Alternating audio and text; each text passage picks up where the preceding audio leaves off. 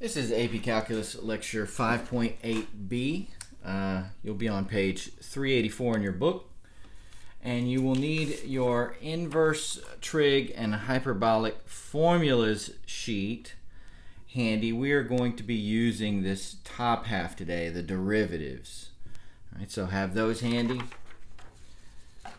So first of all, I'm going to show you how these inverse trig derivatives, how those formulas came about. I'm only going to do one of them for you, and that is y is equal to arc sine of x, and then all of the rest of them are derived in a similar way. So let's draw a right triangle. Okay, and we will use y this time for the angle instead of theta. All right. Sine is opposite over hypotenuse, so it would be x over 1, if it's x over 1. And then the adjacent side would be the square root of 1 minus x squared, if you went through the Pythagorean theorem. Square root of 1 minus x squared. Okay, so what we're going to do here to get rid of that arc sine is we're going to take the sine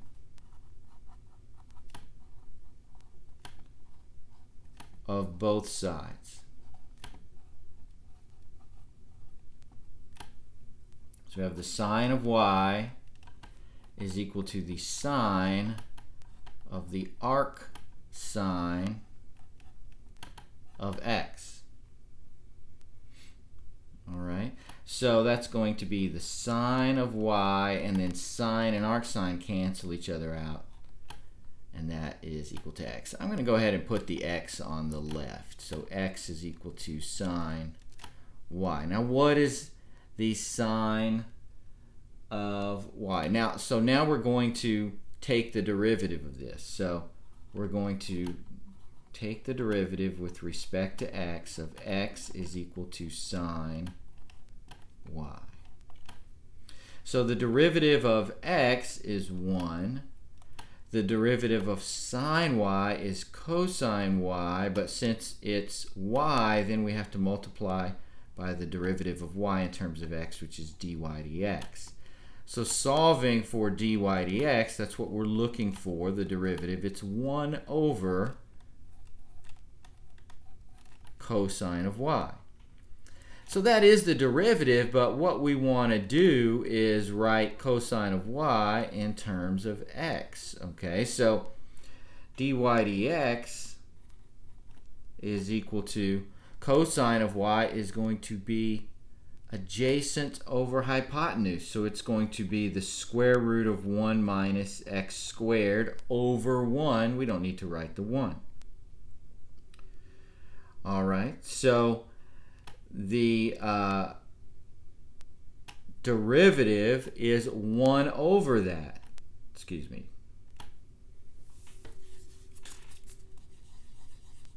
Cosine of y is equal to the square root of 1 minus x squared over 1, which is the square root of 1 minus x squared.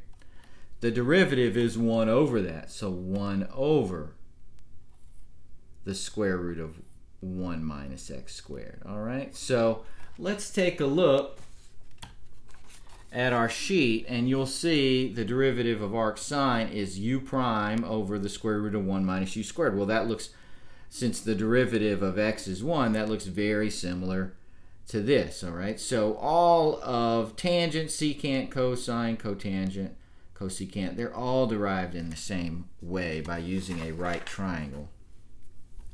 All right, so let's work some example problems.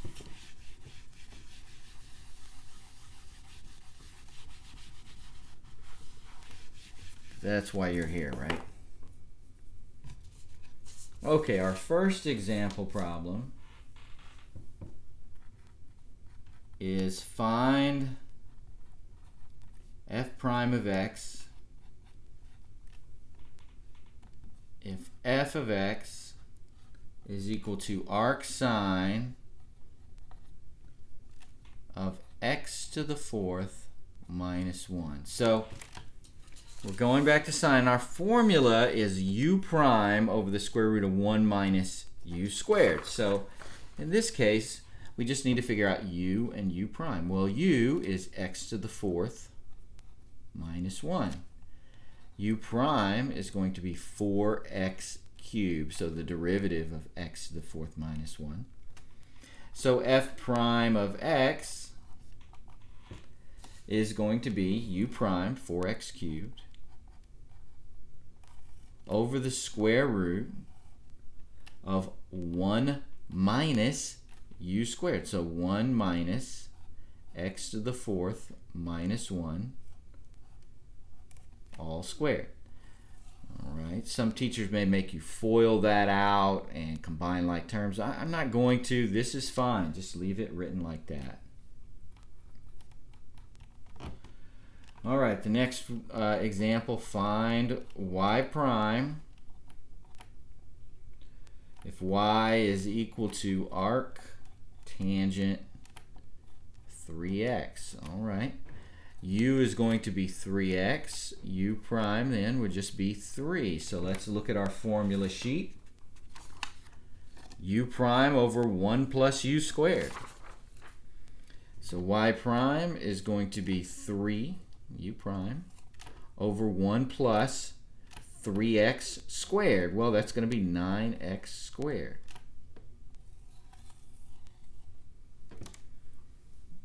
All right. So no problem really.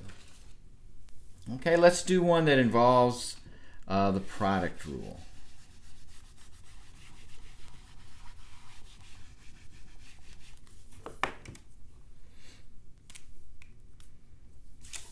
All right, so we have y is equal to x arc sine square root of x. Okay, so let's just do this second half first, because we know we're going to do first times the derivative of the second plus the second times the derivative of the first. So root x we know is equal to x to the 1/2. Okay, so for arc sine root x, we know that u is going to be root x, or x to the 1/2. And then u prime is equal to 1/2 x to the minus 1/2. So that's 1 over 2 root x. Okay, so our formula for just the second half, arc sine root x, and we've got to go through the product rule. Okay, so let me write that in. Y prime of arc sine root x is going to be u prime 1 over 2 root x over the square root of 1 minus u squared. So 1 minus the square root of x all squared. So that's going to be 1 over 2 root x over the square root of 1 minus x. Since the square root of x squared, we'll get rid of the radical. And then we can just bring that upstairs. So it's going to be 1 over 2 root x square root 1 minus x. Okay, that's just this part right here. So y prime of that whole thing is, it'd be easy to forget to go through the process of the product rule. The first, x times the derivative of the second, 1 over 2 root x root 1 minus x, plus the second, arc sine root x times the derivative of the first, which is just 1. So cleaning that up, it'll be x over 2 root x root 1 minus x plus arc sine root x. And then we can clean that up just a little more, because x over root x, we would get rid of that. And then this would go to the 1/2. So it's going to be root x over 2 times the square root of 1 minus x plus arc sine root x. So if you got to here, then you're going to get most of the credit. That last little bit of cleanup is not worth many points on a test. Okay, let's do one more.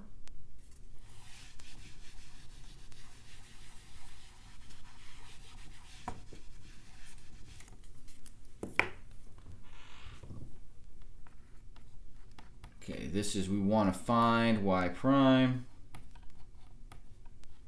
And we have y is equal to x squared arctangent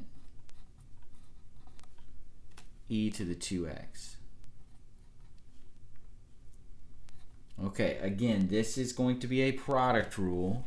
Let's just concentrate on this part first. So u is going to be e to the 2x. U prime would be e to the 2x times the derivative of that exponent, what we call the blop in my class. So 2e to the 2x. Okay, so the derivative of that part is going to be u prime 2e to the 2x over, all right, 1 plus e to the 2x squared. So that's 2e to the 2x over 1 plus e to the 4x.